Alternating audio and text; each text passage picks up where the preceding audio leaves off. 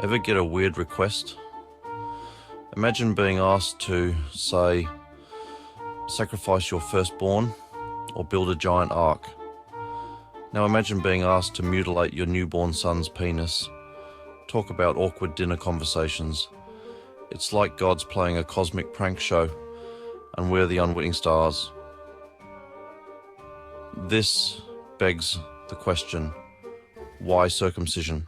What's the big deal about a little bit of foreskin? Is it some kind of divine fashion statement? A test of faith? Or maybe, just maybe, it's all just a big misunderstanding.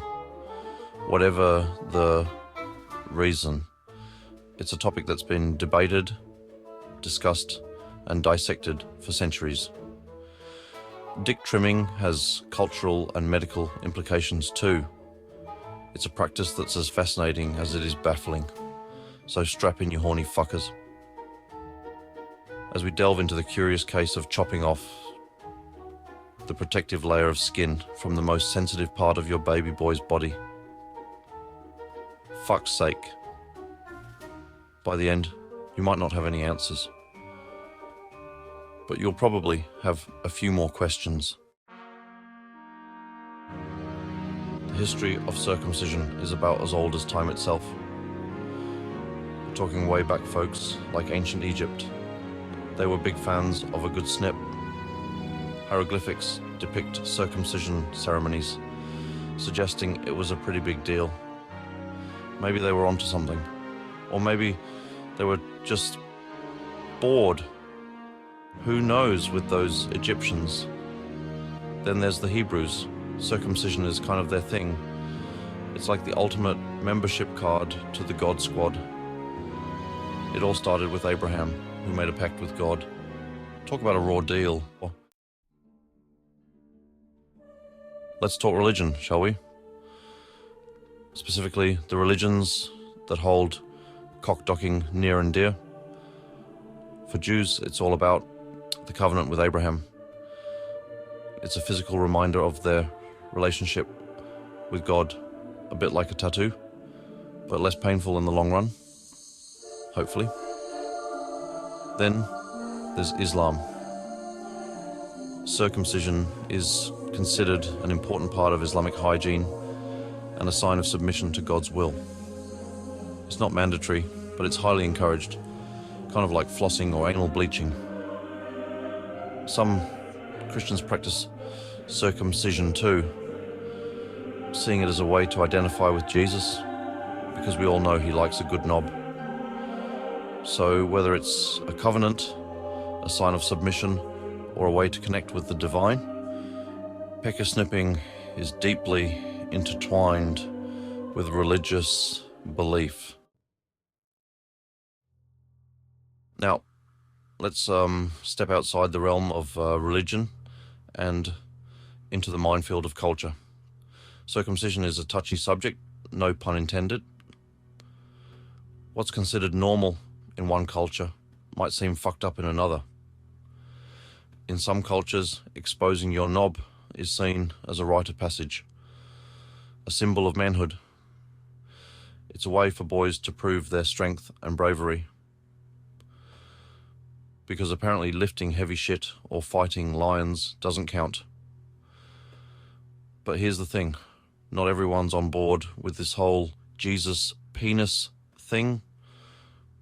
Opponents argue that it's a violation of human rights, a form of genital mutilation.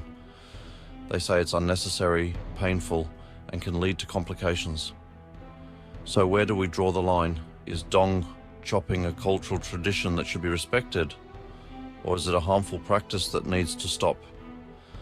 It's a question with no easy answers. A medical marvel. Health and hygiene. Some argue that circumcision has health benefits. They say it reduces the risk of urinary tract infections, sexually transmitted infections, and even penile cancer. Which is all well and good, but it's a bit like saying you should cut off your hand to avoid getting a paper cut. Now, I'm not a doctor, but I've watched enough Grey's Anatomy to know that any medical procedure comes with risks, and circumcision is no exception. We're talking bleeding, infection, pain, plus there's always the risk of the doctor getting a little snip happy, the doctor death of making Cox a mess. So is circumcision a medical marvel or a health hazard? The jury's still out on that one. But one thing's for sure, it's a decision that should be made with careful consideration. To snip or not to snip, a personal choice. This brings us to the crux of the matter, personal choice. Ultimately, the decision of whether or not to circumcise is a deeply personal one. It's a decision that should be made by the individual, not the parents. But it's a decision that shouldn't be taken lightly. There are a lot of factors to consider: religious beliefs, cultural norms, medical advice. It's enough to make your head spin. But here's the thing. It's not my place or anyone else's to tell you what to do with your body. So, whether you're pro-snip or anti-circumcision, let's all agree to respect each other's choices, because at the end of the day, it's about bodily autonomy. The price of piety, sacrifice and symbolism. Let's be honest, folks, asking someone to mark their body for religious reasons is, well, a bit intense and outdated. It's like saying, hey, I know you trust me and all, but prove it.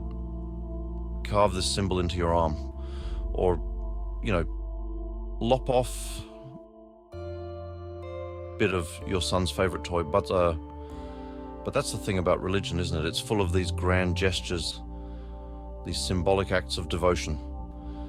It's about sacrificing something precious to demonstrate your faith. And what's more precious than a part of your body? Pecker stripping, in this context, becomes more than just a physical act. It becomes a ritual, a sacrament, a way to connect with the divine. A cut above the rest. Circumcision around the world. Now let's take a trip around the globe, shall we? Because trimming up the old boy varies wildly from place to place. It's like a geographical buffet of foreskin-related customs. In some cultures, it's a huge celebration, a joyous occasion marked by feasting and dancing. Then there are places where it's a more somber affair, a solemn ritual steeped in tradition, and in some parts of the world, it's not even a thing. They're all, what the fuck is circumcision? This global perspective highlights the cultural relativity of it all. What seems perfectly normal in one part of the world might be considered completely bonkers in another. It's a good reminder that there's no one right way to do things. Well, there is, but I don't want too much bitching in the comments. The final cut, a comedic conclusion. So there you have it. The Curious Case of Circumcision, a divine comedy in 9 parts. We've explored the history, the religion, the culture, and the sheer weirdness of it all. And what have we learned? Well, fuck all. But that's the beauty of it, isn't it? Circumcision, like life itself, is full of unanswered questions, perplexing contradictions, and the occasional chuckle. It's a topic that's both deeply personal and strangely universal. It's a reminder that we're all just stumbling through this crazy thing called existence, trying to make sense of it all. So, the next time you find yourself pondering the mysteries of the universe, remember the humble foreskin. It's a small piece of skin that sparked centuries of debate, divided cultures, and inspired countless jokes